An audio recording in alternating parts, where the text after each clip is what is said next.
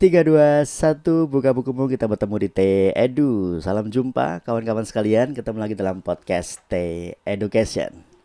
Sebelumnya, saya ucapkan terima kasih buat kawan-kawan sekalian karena telah mensubscribe channel ini.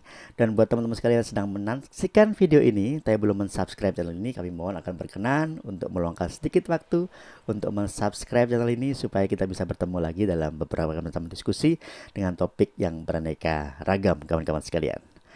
Baik, untuk diskusi kita kali ini ada topik yang berbeda dan belum pernah kita bahas sebelumnya terkait dengan hukum pidana internasional.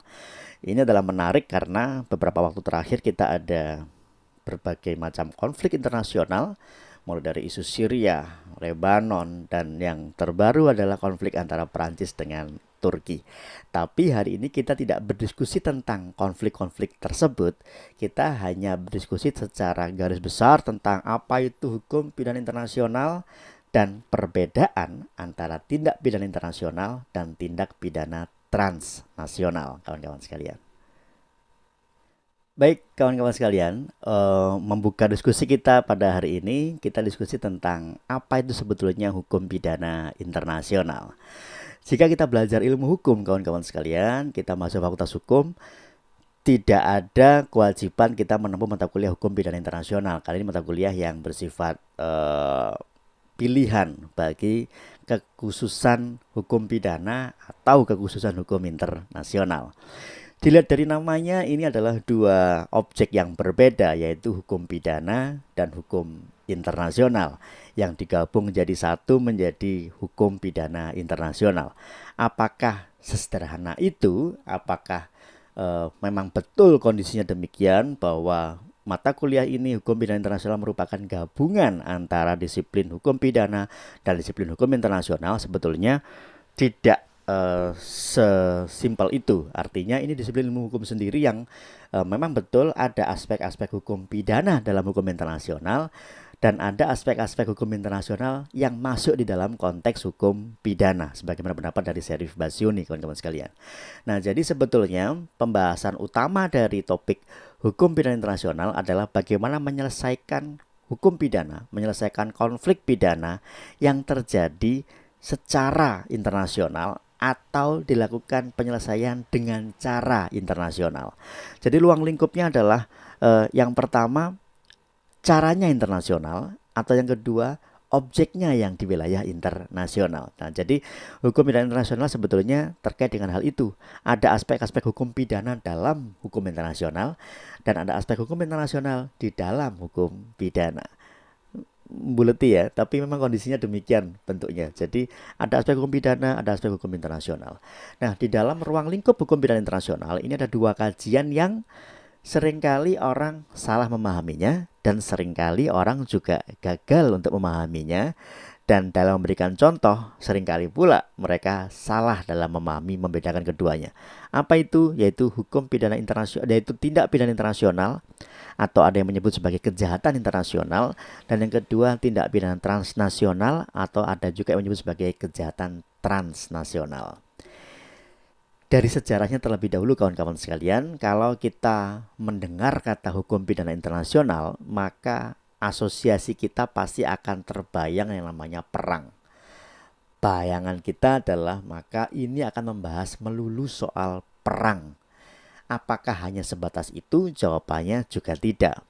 Dan seringkali juga sebelum kita menempuh pidana internasional, setiap konflik bersenjata, setiap konflik yang melibatkan satu dengan dua negara, itu disebut sebagai perang. Padahal tidak semua konflik bersenjata merupakan perang. Wis pokoknya kalau tembak-tembakan, pokoknya kalau ngebom satu dengan yang lainnya namanya perang. Tidak seperti itu karena dalam teorinya nanti akan kita bahas dalam podcast yang lain kalau ada kesempatan nanti, yaitu ada membedakan antara perang, kejahatan kemanusiaan, genosida, agresi, dan lain sebagainya yang tidak semuanya merupakan perang. Dan ketika ada pelanggaran, tidak semuanya juga disebut sebagai kejahatan perang. Tapi faktanya adalah sebelum Perang Dunia Kedua, materi hukum pidana internasional memang melulu hanya bicara soal perang, tentang hukum perang, tentang larangan-larangan perang, aturan perang, dan lain sebagainya tentang perang. Walaupun sudah kita bahas, misalnya sudah dibahas dalam teori itu, perang adalah begini, perang aturannya begini, perang tidak boleh begini. Tapi banyak sekali orang yang melanggar aturan itu yang kemudian itu bergeser dari awalnya hukum perang, bergeser ke hukum-hukum yang lain yang bukan merupakan hukum perang, tapi terkait konflik bersenjata baik internasional maupun di dalam suatu negara.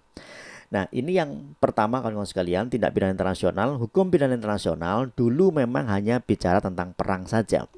Tapi setelah Perang Dunia Kedua, sebagaimana kita tahu bahwa Perang Dunia Kedua sebetulnya itu adalah dua perang yang terpisah antara perang di Eropa dengan perang di Asia Pasifik.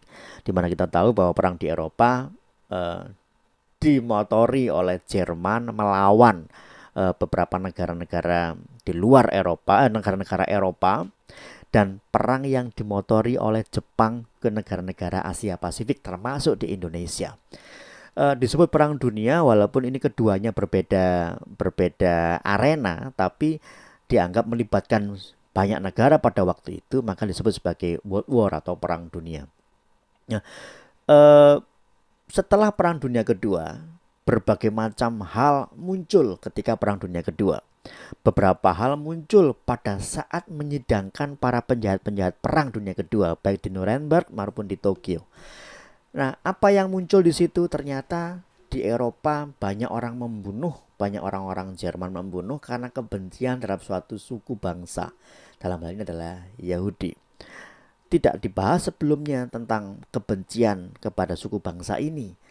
Dulu disebut sebagai kejahatan terhadap kemanusiaan, crimes against humanity. Tapi ternyata apakah itu hari ini masih relevan disebut sebagai kemanusiaan? Akhirnya muncul istilah genocide, genosida. Kemudian ada lagi pembahasan tentang larangan perang, tidak hanya tentang penggunaan senjatanya, tapi di era-era Perang Dunia Kedua, Jerman maupun Jepang, banyak sekali orang melakukan percobaan terhadap manusia. Kalau kita nonton film Captain America misalnya, itu merupakan hasil dari human experimentation, termasuk Red Skull, villainnya Captain America ini kan juga hasil percobaan, sehingga tubuhnya rusak tapi dia memiliki kemampuan fisik yang luar biasa. Ini pun konon dilakukan oleh tentara-tentara Jerman. Dia melakukan eksperimen terhadap manusia. Untuk apa? Untuk menciptakan teknologi, untuk menciptakan senjata dan lain sebagainya. Nah, akhirnya diatur tentang larangan menggunakan percobaan terhadap manusia, menggunakan racun, menggunakan gas dan lain sebagainya, dilarang. Dan itu merupakan bagian dari kejahatan perang atau tindak pidana internasional. Kemudian muncul lagi beberapa macam perbuatan-perbuatan yang diantaranya Jerman pada saat itu dan Jepang seringkali melakukan intervensi terhadap kabel bawah laut, tujuannya untuk menyadap, untuk mematikan listrik suatu negara dan sebagainya. Itu pun sekarang diatur sebagai tindak pidana internasional, kawan-kawan sekalian. Jadi apa sebetulnya tindak pidana internasional itu? Sebetulnya tindak pidana internasional adalah sesuatu yang diatur oleh konvensi-konvensi internasional sebagai suatu tindak pidana. Syarif Basyoni menyebutkan ada 22 macam perbuatan yang termasuk dalam tindak pidana internasional. Apa saja diantaranya? Diantaranya yaitu ada kejahatan perang, tadi disebutkan, ada genosida, kejahatan kemanusiaan, kemudian ada lagi perbudakan, kemudian aircraft hijacking, pembajakan pesawat, pembajakan laut, piracy, dan lain sebagainya, termasuk menggunakan nuklir dan lain sebagainya. Itu merupakan tindak pidana internasional. Tapi dalam perkembangannya dari 22 macam tadi itu bergeser jadi 28, bertambah menjadi 28. Ditambahkan dalam bukunya Profesor Edi Hiarit disebutkan di situ ada 28 bentuk perbuatan yang dapat dikategorikan sebagai tindak pidana internasional. Di antaranya apalagi di situ? Ada lagi yang disebut dengan mercenaries atau tentara bayaran. Nah, kalau kita rajin nonton film-film perang, itu kita sangat lazim mendengar istilah mercenaries atau tentara bayaran, soldier of fortune dan lain sebagainya. Tentara bayaran ini banyak dipergunakan oleh negara-negara kecil yang nggak punya tentara. Dia menyewa tentara untuk mengkudeta negaranya, menyewa tentara untuk membersihkan para pemberontak dan lain sebagainya. Selain itu ada lagi yang disebut dengan tindak pidana internasional, tambahan tindak pidana internasional, yaitu terorisme dan financing terrorism, pendanaan terorisme. Kita tidak pernah tahu dari mana sumber teroris itu. Dan pendanaan teroris dianggap sebagai bagian dari teroris. Tapi dalam perkembangannya, pendanaan teroris sebagai tindak pidana terpisah dari terorisme. Pendanaan teroris disebut sebagai tindak pidana sendiri dalam tindak pidana internasional. Pencemaran lingkungan secara internasional dan lain sebagainya itu merupakan tambahan dari tindak pidana internasional. Di beberapa literatur disebutkan bahwa kriteria disebut sebagai tindak pidana internasional ini ada 3 macam biasanya. Yaitu yang pertama, dia diatur dalam kebiasaan-kebiasaan internasional. Jadi bagaimana konvensi internasional, kebiasaan internasional ini mengatur tentang perbuatan tertentu. Yang kedua, disebut tindak pidana internasional ketika dia diatur di dalam perjanjian-perjanjian internasional atau konvensi-konvensi internasional. Selain kebiasaan, dia diatur dalam konvensi internasional. Dan 3, biasanya juga tindak pidana internasional ini atau kejahatan internasional ini berkaitan dengan isu-isu hak asasi manusia atau tentang sejarah perkembangan hak asasi manusia. Kalau kita bicara tentang hak asasi manusia, maka kita bicara tentang grave breachery of pelanggaran dari hak asasi manusia itu sendiri. Pelanggaran berat terhadap hak asasi manusia, maka disebut sebagai tindak pidana internasional ketika dia melanggar hak asasi manusia. Nah, ini yang kemudian memunculkan banyak sekali bentuk dari tindak pidana internasional tadi itu. Ada 22, akhirnya bertambah menjadi 28 di penghujung tahun 2000-an, kawan-kawan sekalian. Itu terkait dengan tindak pidana internasional. Nah, sekarang kita bicara tentang tindak pidana transnasional. Apa perbedaannya antara tindak pidana internasional dan tindak pidana transnasional? Kalau tadi saya menyebutkan ada 22 yang bertambah menjadi 28 jenis yang disebut sebagai tindak pidana internasional, tapi dalam faktanya 28 tersebut di dalamnya justru mayoritas adalah tindak pidana transnasional, bukan tindak pidana internasional. Nah, apa itu tindak pidana transnasional? Ada kriteria yang sangat pokok, ada kriteria yang sangat mendasar untuk mengkategorikan perbuatan itu disebut sebagai tindak pidana transnasional. Dalam pasal 3 Konvensi Palermo, United Nations Convention Against Transnational Organized Crime tahun 2000, disebutkan bahwa ada 4 kriteria, ada 4 alasan perbuatan dapat dikategorikan sebagai tindak pidana transnasional. Yaitu yang pertama, ketika perbuatan itu dilakukan di lebih dari satu negara. Dilakukan di lebih dari satu negara. Atau yang kedua, ketika perbuatan itu dilakukan di suatu negara, tapi perencanaannya dilakukan di negara-negara lain. Ya, misalnya bom Bali, dilakukannya di Bali, tapi perencanaannya di Malaysia, di Thailand, dan lain sebagainya. Itu yang kedua. Yang ketiga, dilakukan oleh organisasi-organisasi internasional atau dilakukan oleh organisasi-organisasi pemberontak antar negara. Misalnya kejahatan yang terjadi di Malaysia, tapi yang melakukan perbuatan itu adalah termasuk ada front di Indonesia, ada front di Filipina, ada front di Thailand, dan lain sebagainya, untuk bersama-sama melakukan tindak pidana di Malaysia misalnya. Atau tindak pidana yang dilakukan di suatu negara, satu negara, tapi akibatnya juga ada di negara yang lain misalnya. Apa contohnya? Misalnya dalam kasus di Rwanda, dalam konflik ras di Rwanda, terjadinya di Rwanda, tapi dampaknya itu sampai ke Kongo sama Liberia, sehingga ada 2 lebih negara yang terdampak dari perbuatan yang sebetulnya dilakukan di satu negara saja. Nah, melihat dari kriteria-kriteria tersebut, kawan-kawan sekalian, ternyata dari 28 macam tindak pidana internasional yang disebutkan oleh Basyoni maupun oleh Prof. Edi Hari tadi itu ada berbagai macam perbuatan yang dapat dikategorikan sebagai tindak pidana transnasional. Apa diantaranya? Sekarang kita tahu dalam kasus perdagangan orang misalnya, tindak pidananya di Indonesia perdagangan orang, tapi akibatnya di negara lain. Misalnya apa? Mengirim orang untuk dieksploitasi sebagai TKI di negara lain. Merekrutnya di Indonesia memang, untuk dikirim kemana? Dikirim ke negara lain, ke Vietnam misalnya, atau ke Filipina misalnya. Dia dieksploitasi di sana. Maka akibatnya terjadi di negara lain. Itu dianggap sebagai tindak pidana transnasional. Korupsi di Indonesia, money laundering, dicuci uangnya di Singapura. money laundering juga tindak pidana, hasil dari tindak pidana di Indonesia. Nah, ini juga disebut sebagai transnasional, kawan-kawan sekalian. Kemudian tindak pidana aircraft hijacking, pembajakan pesawat. Pesawatnya pesawat Indonesia, tragedi Woyla misalnya. Dilakukan pembajakan pesawat Indonesia yang itu kemudian diselesaikannya di Woyla, Thailand. Nah, ini juga merupakan transnasional. Kemudian pembajakan laut, Somalia misalnya. Kapalnya kapal Indonesia dibajak di Somalia. Perencanaan pembajakannya di sepanjang laut lepas misalnya. Nah, ini merupakan tindak pidana yang kemudian dikategorikan sebagai tindak pidana transnasional. Dan terlebih apabila kita mengacu pada Statuta Roma 98 yang merupakan yurisdiksi Mahkamah Pidana Internasional Permanen atau ICC, itu terbatas hanya pada 4 tindak pidana internasional saja, yaitu kejahatan perang, kejahatan kemanusiaan, genosida, dan terakhir agresi.